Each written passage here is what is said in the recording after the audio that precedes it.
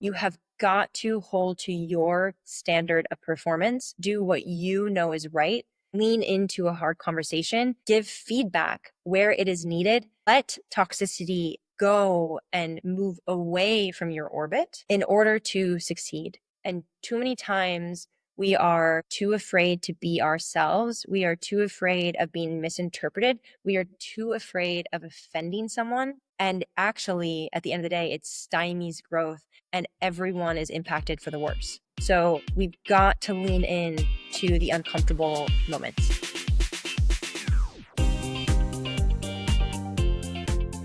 Hi, everyone. Welcome back to MBA Golden Buzzer. Today, I'm sitting down again with Kate Mery de Bellegarde, founder of Sprout Chef Training, an organization that has been growing at an incredible pace since her time at Stanford. But today, we're going to go beyond the typical entrepreneurship story. Kate is here to talk about the things that founders don't usually talk about: the dark side of grants, how to build a mission-driven team, and why human connection should be considered an actual task in your organization. So if you're a founder or you're thinking about starting a business, or maybe you're just curious about the hidden realities of leadership and impact work, this is the episode for you. So let's dive in. Kate, thank you so much for coming back. It's a pleasure to have you here. Maybe for the people who didn't catch our other episode, could you just tell us a little bit about yourself?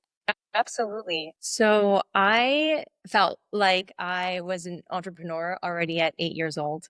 I was always the one organizing little plays or games with friends, and then eventually themed dinners, cooking club in high school. The Cow Cooking Club was something I founded at UC Berkeley. And even as an undergrad, I started bootstrapping my very first business called Culinary Kids, which eventually I converted to a nonprofit, Sprouts Cooking Club, in 2009 with the help of Alice Waters. And in 2012, we added on to the cooking classes a young adult chef training program for folks who had experienced hardship. And that was in partnership with Jamie Oliver. So we were bootstrapping kids cooking classes and this youth training program that all of which took place in restaurants. And when I went to Stanford University, the full 2021 year, I was able to really think about what was most inspiring to me and decided to fully focus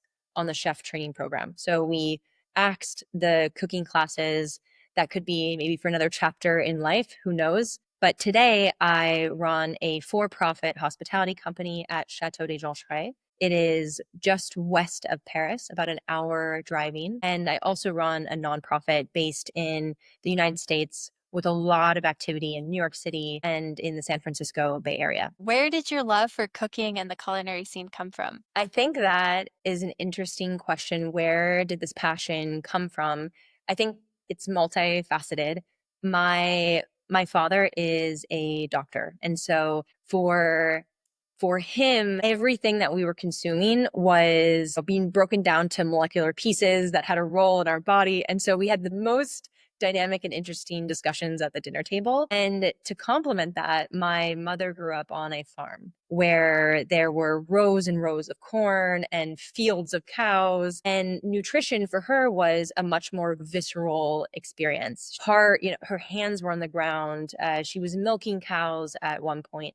And I think that with all of this background, being raised in this context and having my own garden, my own pumpkin patch, my own rows of corn allowed me to have a very special relationship with food and ingredients. And when I got to UC Berkeley and the first time leaving home and living in a different environment, I realized that that wasn't the norm. And I really wanted to share that. So that's one motivating piece. And another very strong motivator in the mission I chose to pursue in my life was growing up with a brother who really had a hard time with behavioral issues, with legal issues, and seeing some really deep lows, but also seeing him hit that spiral upwards and experience very high highs and experience happiness and have a family. Things that as a young teenager, I didn't think would be possible for him. And I saw that whole cycle. So I wanted to be part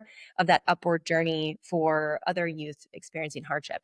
And Sprouts has grown tremendously since your time at Stanford. What has been the most unexpected part of leading that kind of growth? I think that When you are considering scaling, it's very easy to think of budget and fundraising, a fantastic team. You don't have anything without an inspired team who works together, who works as a team. I think we often forget that there's another layer. It's involving people in the community that care, but they don't necessarily have the time or the resources or the skill sets to create this entire movement. They have families, they have work, they have so many other distractions in life. Can you bring them in and give them a sense of purpose and a sense of impact, but meet them where they're at? And that is an incredible accomplishment if you can get to it. I think most people will say, "Hey, this is how I need help and these are my squares. So come and fill this need." But I will go into a potential partnership meeting and ask questions about what value means to them. And is there some sort of win-win and equilibrium between what they want and what we want? And can we have a symbiotic relationship and not just us getting, getting, getting?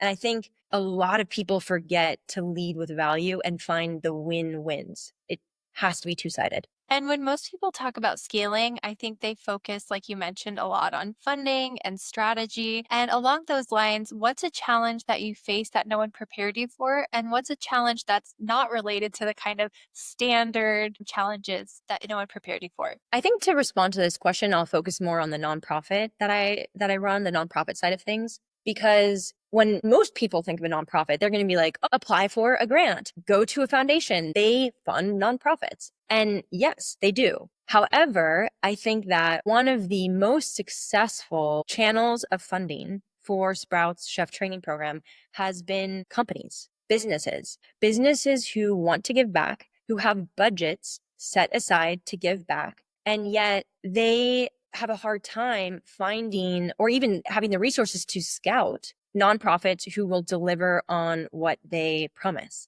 And when I say deliver on what they promise, I mean these are businesses who want to give back, but also need to show that they're giving back because their clients care about giving back. And so they want the business to be doing good in the community. But it's not enough to do that secretly. They need to make sure the clients, the stakeholders are aware. And so one of my responsibilities at Sprout's chef training program is to make sure that the donors and especially the sponsors, the corporate sponsors, are getting the accolades and the recognition they deserve. And not only for their stakeholders, but to inspire other people to give. We spend so much time applying to a foundation, what I call a cold call. So we don't know anyone in the foundation. We just think it would be a good mission alignment, a good match. And yet there are hundreds, thousands of other nonprofits doing the same thing. So why not focus our time and energy, which is very limited and which should be going to our youth clients as much as possible, to pursue sponsorships who are ready to often give more and oblige you to prepare much less and in order to sign that agreement and start the exchange. Was there ever a moment where you realized that kind of the conventional startup wisdom wasn't working for Sprouts? I think that at business school, they talk about building teams, hiring slowly, firing fast. Some of the techniques for management and communication, huge communication, having the whole team using the same communication tools, your investor group using the same communication tools, your advisory group, same communication tools. All of that is very, very important. I don't think that the business school prepared me enough to figure out how to tease out value where maybe it's not apparent at the beginning. And again, that is sometimes case by case, call by call with a donor, with a partner, with a celebrity chef, with a big company who wants to give back, but maybe is slightly off with their mission and just needs a conversation of realignment. There are so many case scenarios where we can tease out that value, but it takes time and it takes case by case. So standardization, which is a huge part of scaling up, is not always apropos in those situations. And you've talked a lot about leadership and building the right team. And I think that's probably one of the most critical things of building, like you've mentioned, a successful organization. Looking back at where you started, what piece of leadership advice would you give yourself to make that whole process of leading your team smoother? There are so many there's so many lessons that I've learned along the way, probably because I fell flat on the floor a few times and just had to pick myself back up. One, I think there is the balance between confidence and authority and humility. People want to know that they are being listened to. That does not mean you have to say yes and people please to every request that comes in, but you need to be an active listener. You need to have empathy. You need to make sure they know you know where they're coming from. I think it is so easy for anyone, leaders, colleagues, to people please and to want to have things go smoothly. Business, bootstrapping, any sort of movement upwards is never 100% peaceful. And you have to lean into the conflict and understand that it is inevitable, ineluctable. I really had a hard time with conflict that would arise. And it was very difficult for me to then detach and then have my personal life and my family life. It would all kind of mesh together. And I'm still working through this. But I think that we have got to understand I am not you. We are not responsible for someone else's emotions or someone else's interpretation of what you said. All we can do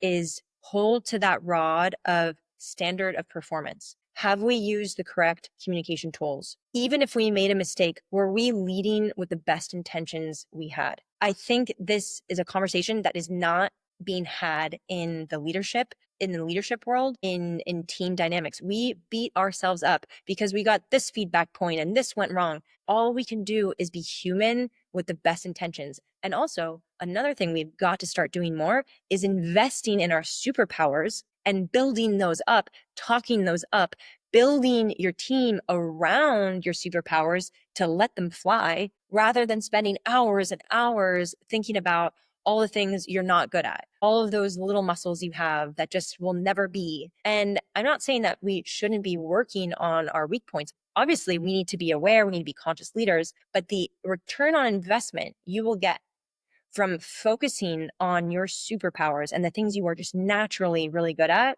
is going to give you so much more yield than focusing on all the things you will never be exceptional at. And now that your business has scaled more, you're not just in the Bay Area anymore, and you're also working on your chateau business in France. You're not able to be there in person every day with your entire team. How do you maintain a strong sense of team, and how do you maintain those good lines of communication? Absolutely. I think that there's so much we can do with virtual. There are chats and coffee dates virtually where people can do one offs, but also orchestrating a team meeting where people really have a safe place to discuss.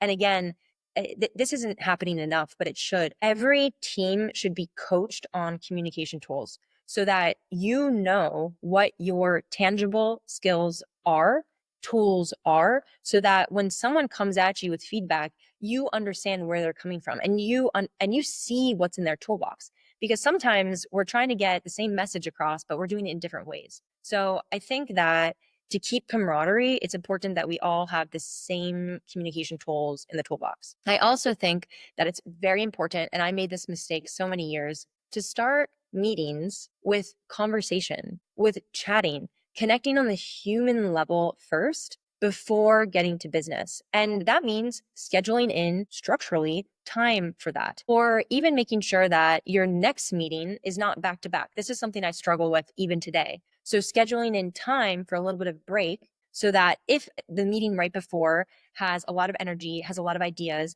there is some time between, and also for a bathroom break, a tea break, whatever it is, so that you're showing up on time and fresh to the next meeting. And that's definitely something that will take me many more months to master, but it's something I'm very aware of right now. Absolutely. Yeah. Having that back to back, I've got so much to do, but also wanting to just knock it out. I've got emails to answer and all these other things too. It's tempting just to put those back to back. And we talked a little bit about grant funding and the role that that plays in fueling the success of a nonprofit. And also kind of the dark side of that. But for founders who might be looking at grant funding, what do you think they should know before they take that leap? I think that grant funding does much better when you have a warm lead. So instead of looking up a bunch of grants, why don't we start by becoming thought leaders? Why don't we start by building up our board of advisors, our donor base, and allow them to introduce us to grants that are mission aligned? The pain point that foundations are feeling is we've got this money and we expect impact from it. So do you have what it takes to make sure we get the return on impact that we're looking for? So how do they figure that out? They are going to ask you a million questions, make you go through very payroll heavy procedures to fill out forms and submit financial statements, audits, etc. However, if there is someone on that decision team that knows someone from your board or someone who knows someone for your board and can say, hey, I know what's happening internally at this nonprofit. I can vouch for them. It's exceptional what they're doing. Then the details of the financial statements, etc., all that's important, but it is no longer weighted so heavily because you have the inside scoop. And I think that there's a lot of people who might have a problem with that. They're like, oh, well, it's who you know, it's not merit based. No, it is merit based. You have to have the content, you have to be doing the impact, but it's helpful when someone you trust can vouch for you and be a liaison between the foundation desperately looking for truly impact forward nonprofits and your nonprofit. We talked a little bit about this in our last episode, but for people who maybe haven't heard that, looking at donors and even investors, how do you decide which donors or which investors should be part of your community, which should be part of your company? This is also an incredibly loaded question because imagine if you have someone, we'll focus on the nonprofit. You have someone who is willing to pay the board dues, is willing to show up to events, but their communication is off. The way they give feedback is very shame forward, is aggressive.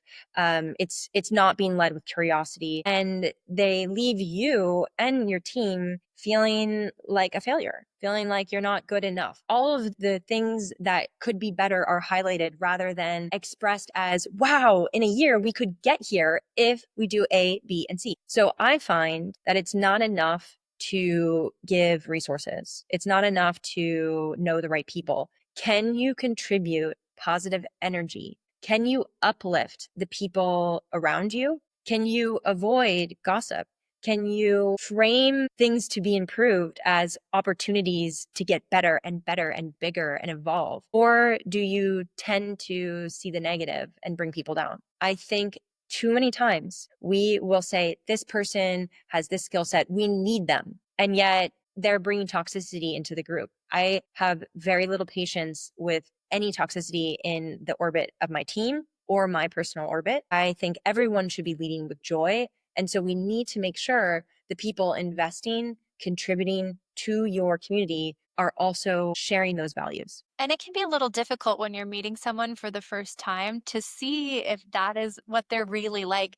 How do you kind of analyze when you're first meeting someone if they're a good fit? You don't know at the beginning. I think there are some people who have sharp EQs and can read little cues as the conversation unravels. But ultimately, you need time to interact with these people. When things go well, when things don't go well, what are the reactions? What are the interactions with other team members and board members? And so, giving yourself time to make the decision together, because the stakeholder also has a decision to make. Is this a good fit for them? Is it bringing lift and value to them? And after that decision is made, understanding that this is a symbiotic relationship and it's constantly evolving. And if for any reason it falls out of the win-win zone, then we can modify that status and things can change. nothing needs to be forever. And Sprouts is really unique in that it's such a mission driven organization. It always has been. As a leader, how do you ensure that your entire team, whether that's donors or board members or the team that's working day to day, stays on mission? That's a really good question. There are so many tenets to running a nonprofit. So there's the fundraising, there's the programming, direct work with the youth. Then there's the scalability and the operations. There's the governance, board management, sponsorship management. And it can be very easy to be in your little pillar all by yourself and forget that we're doing all of this because at the end of the day, we're helping youth. What I call the boots on the ground team members, the folks who are working with the youth directly are in a very powerful position because they can bring it back to the stories and to the stats that they're seeing unravel like day by day. I think that when we're in a anxiety filled moment because there's a gala in a week and we're thinking fundraising, it's nice to remind the team that we're all doing this because of the youth and just bring it back. Just bring it back. I think that's important to do every day, if not every week. Allow people to see the vision and associate the end goal with the micro task. And hiring is a big part of that, right? Making sure that you have the right people. What's your philosophy and process when it comes to hiring? There's a lot of layers to my approach to hiring. I think that it is crucial that you are submitting work sample assignments. But there are a lot of opinions on this. Some people are like, well, they're not working for you yet, so why ask them to do something? And yet, I think that the amount of time someone takes to prepare their CV, their cover letter, et cetera, is incredibly valuable. And we use that and we check out their LinkedIn and their CV and their motivation statement. How do they show up when an assignment is given? What are their critical thinking skills like? You can only get so much out of a few interviews. Everyone's on their best behavior. You're not really rolling up your sleeves and getting the work done. So at business school, but also at Sprouts chef training and also the for-profit hospitality company at Chateau des Joncherets, we always do work sample assignments. And they're not super long, but they allow us to do role play, allow us to get a sense of how you submit an assignment. How do you format that? How do you follow instructions? How do you add your entrepreneurial twist to something, depending on the job description? References, very big deal. Make sure those references are from someone who was leading them, not a colleague with whom you were getting drinks, after work. Truly someone who was giving guidance and seeing the highs and lows of a project unfold. I also believe that passion and interpersonal skills are so important. A lot of people will look at a resume and be like, oh, they don't have the experience. I care less about the experience. That's incredibly important. But I care less about the experience and how you show up for your team and what your aptitude is like. Are you hungry? Are you curious? Are you passionate about not just the youth, but all the other factors that go into supporting the youth, the restaurant industry, in the Chateau case, hospitality industry, the community, the people, the customer experience. We need to give more chances to young people. And I know that ageism is something that I had to deal with as I was starting out. Another thing that is, I think, mishandled in the bootstrapping and the entrepreneurial space is firing. We have surrounded firing or someone leaving with so much shame and like failure. What is up with that? If it's not a good fit, if for some reason the recruitment team wasn't able to perceive all of these like micro nuances that are so hard to catch, so what? It's not a good fit. Well, let that person know as soon as you can so that they're not suffering along with you. Because if the management doesn't think it's a good fit, I would guarantee that that person also senses that perhaps it's not a good fit. And yet sometimes it's hard to make a decision. And some people don't lean in the same way to a hard conversation. The expression that Stanford always said, fire fast, sounds a little brutal. I don't know if I would say it that way, but let your teammate or your direct report know it's not working out as quickly as possible without shame, with just understanding that variables and life happen. And this is just a part of the cycle. I always find it interesting to explain to a board member or an investor, oh, this person didn't work out. I expect that 20% of any hires that the upper management make, that I make, are not going to work out. You can only do so much in that triage recruitment process. So my challenge is that we should all step back and take the shame out of transition. It is not quitting, it's not firing, it's just recognizing it's not a good fit today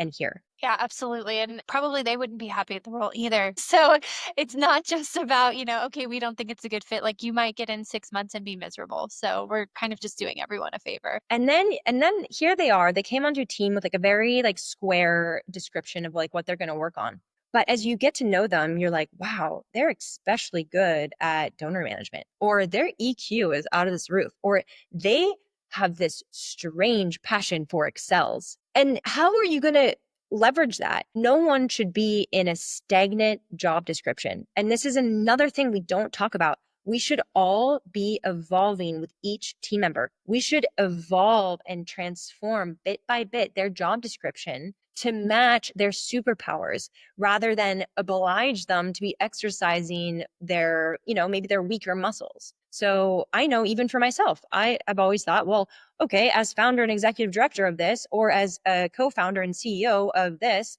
I need to do this, this, and this. No, actually, maybe I'm really not so great at doing this task. Maybe I should hire around that and allow me to fly in the directions where I can get the most volume and lift. Absolutely. Absolutely. And kind of going back to those steps that you mentioned, getting work samples, calling references, has there ever been a time when you skipped some of these steps and regretted it? Yes and no. There was a time when one of the steps got missed by accident. And there were a lot of applications coming in. There were a lot of variables, a lot of in other pillars in the nonprofit. There were other things happening, galas, donor management, etc. And you never know if that step had been done, if we would have made a different decision. You never know. So living in regret is never the way. But I do think that the best way to live with the decision that maybe didn't work out for the best is to go back and say, was my standard of performance the best possible? And if you skipped a step or two, you can't give yourself that guarantee. You don't have that satisfaction. And so that's when regret could seep in. Regret should never have any space in anyone's trajectory. So with that said, there have also been moments where I'm like, I do not have the time to go and do this step, and my team is completely overwhelmed right now with this other pillar we're working on. And so, you know what? We're going to have to go startup style and we're going to have to skip over a few things. And that's the reality of our bandwidth today. And we need this person now. And so, yes, now we're increasing our risk that this might not be a good fit. And yet we are getting in the talent we need right now. I think as you scale up, you need to standardize things. People need to know what to expect, but you also have to keep a little bit of that like bootstrap entrepreneurial spirit of moving in the moment and just being real about what talent, what skill sets, and what bandwidth you actually have in that moment. And I think talking about this topic of shame is great because feedback is one of the things that's hardest to get right in an organization. They fear it, they get knots in their stomach. And how have you created a culture where it's really constructive and not a source of fear? I'm still working on it. But I want us to start feedback conversations with this line. I have an idea to make you even stronger. I have an idea to make Sprouts, to make Chateau des Joncherets even more impactful. And I want to share it with you. Are you ready? And I think that should be the framework for any feedback. One of my professors at Stanford would say, feedback is the breakfast of champions. Yes, but feedback is kind of like nutrients when you're eating. Some are more easily absorbed in different forms, and we need to be aware of that. So can we lead with optimism and excitement for being our best selves or getting that organization to the next level? Why do we let emotions come in like anger or distress or disappointment with how something was done in the past? No, we are constantly improving and growing. And that flexibility, that freedom to get better and to grow is a asset and it is a gift. And not everyone is in a space where they can grow and evolve. I have a lot to say about the way feedback is being treated in society today. And there's a lot of space to change it for the better. Absolutely. I could not agree more. So let's get into our fast pass insights where we're going to send you some rapid fire questions. And the first is, what is the biggest misconception you think people have about running a nonprofit? I think people are convinced that a nonprofit staff should be poor, that they should not be compensated for their talent or time. That sounds like a recipe for disaster, for turnover, for burnout, and for not accomplishing the mission. So that's absolutely a misconception I see. I also think that some people are convinced that nonprofits should not make any profit, that they should just be running on a shoestring budget forever and ever and ever. Well, if you do that, you never have a net positive at the end of the year. How can you invest in a new region? How can you invest in an idea that might take off but might fail? How do you go and find someone that is so much brighter and more connected than you could possibly imagine and be able to afford their salary if you don't have some cushion? Or how are you going to survive the lean times if you don't have some sort of investment fund to the side? So nonprofits should be making profit, and they're making profits to help people, to help things, to make an impact. But you can't do any of that without resources. And one of the most essential resources is money. And what's a business decision that you've made that completely changed Sprouts? I think that I have made the decision to reboot twice in my career. And that means saying, stop. We hit a plateau. Let's congratulate ourselves. Fantastic. We've done this, this, and this over the past 5 years, over the past 7 years. Now we're going to stop and we're going to reflect, and we're not going to grow month by month. We're just going to recharge and reflect and format what has gone well, what hasn't gone well. They are investing their time because they want to see growth, growth, growth. But if you go backwards or you stay flat, they don't always see that associated with a long-term growth plan. And that's very difficult to communicate sometimes. But we have got to allow ourselves to step back, to jump forward, to stay still, to leap to the next level with reflection and strategy. I really wish that more people understood this concept, because I will sometimes sense people's fear or resistance to the stillness and put pressure on myself or my team to constantly be showing statistical, quantifiable growth in every single quarter, which is just not, that's just not how growth works. I love that. Yeah, there's a lot of ways to measure growth. And what's something that you once thought mattered, but now with all of your experience, you realize doesn't really matter? I think this is a journey I'm working on today and will continue working on, hopefully not forever, but for probably several years. But understanding that you can be misunderstood and your actions can maybe influence someone in the way you don't want them to, but that is not your responsibility. You have got to hold to your standard of performance, do what you know is right, lean into a hard conversation, give feedback where it is needed, let toxicity go and move away from your orbit in order to succeed. And too many times we are too afraid to be ourselves. We are too afraid of being misinterpreted. We are too afraid of offending someone. And actually, at the end of the day, it stymies growth and everyone is impacted for the worse. So we've got to lean in to the uncomfortable moments. And what's your best piece of advice for first time founders about hiring? I think that as you hire, it is okay to hire someone who has less experience, but is so jazzed to get where they want to go, who is motivated, who is harvesting value for themselves from whatever the job description or the mission is giving. Everyone has their separate agendas, and when their agenda can be aligned with your agenda, through growth and momentum can be raised. So I think that is my takeaway from, at this point, 18 years of management. And what's a leadership lesson that took you years to learn? I think that letting things go that are not serving you or the organization or the general well-being of everyone is one of the most important actions and acts of love that you can do. And it is so difficult in the moment, but it is so crucial for true growth. And what's your golden buzzer insight for founders? Something that could save them years of mistakes if they just understood it earlier. I think that some founders, and I don't want to speak for everyone, but there's this fear of losing the investment on our time or on our resources. And I think we need to reframe that. So say you start something and it does fail.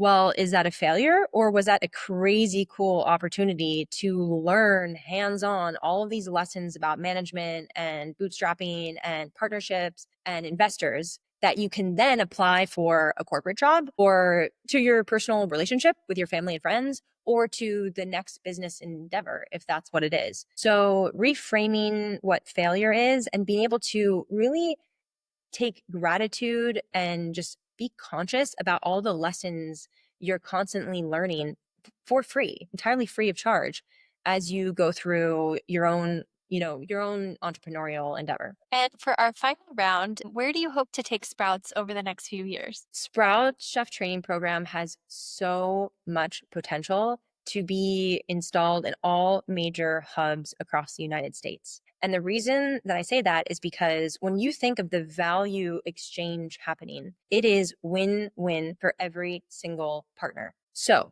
the youth win because they're getting paid to know nothing and jump into that restaurant and learn everything they need to know, both like applicable hard skills, but also the soft skills so that they can land their very first job in the restaurant industry. The chefs and the restaurant crew wins because finding talent is very difficult. So when you can let someone in without the risk of losing money and train them specifically to your restaurant environment with the possibility of hiring them on because it's a good fit. How good is that? Restaurants are really struggling to find the talent they need. There is a deficit of cooks out there. And then think of the donors who are writing checks to sponsor youth. Imagine being in a moment in life where you want to give back and you're not sure how or where, and you don't want to be alone. You want to know that your life has made someone else's life a little bit easier. Or that donor who really wants a community and they want their community to be like-minded individuals who maybe appreciate youth investment, but also the restaurant industry and good food and good wine. So it's a win-win for the donors. And then the sponsors, we talked about this before, but a company who has this set amount of money to give away, and they want to make sure that if they give it away and if they're helping the community, that someone's talking about that their stakeholders, their clients know that they care and that they're giving back. So it's truly a win-win for everyone involved. And that's why I'm convinced this will be a thing in major hubs across the United States. I'm convinced as well. I think it's such a cool idea. I can't wait to catch up with you again in 5 years and see where it's gone. And thank you so much for your insights today, Kate. It has been awesome just to hear about how your entrepreneurial journey has evolved. I think for anyone listening who wants to be an entrepreneur is right now just a wealth of advice that you've provided. So thank you so much. And thank you guys for listening as well. Sprouts, as we talked about, is making an incredible impact. If you want to learn more, support their mission, or get involved, visit sproutscheftraining.org or check out the links in the description. And if you're interested in applying for an MBA to jumpstart your own entrepreneurial journey, visit ellinlolis.com or check the other link in the description to learn more about working with our expert admissions consultants. So thank you so much for listening.